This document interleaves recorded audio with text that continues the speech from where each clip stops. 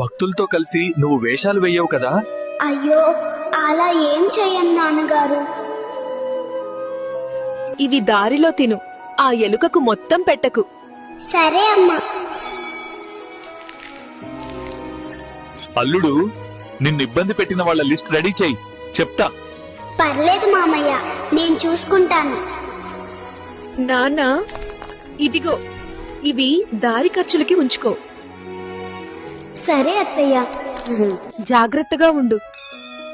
Next month నేను వస్తున్నా అని చెప్పు వాళ్ళకి.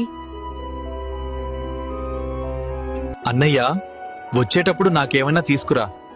వాళ్ళ కోరికల లిస్టు తెస్తాలే, కలిసి తిరుద్దాం.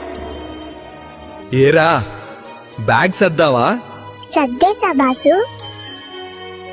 వచ్చేస్తున్నా ఫ్రెండ్స్, ఇక 11 రోజులు గుమ్మేద్దాం.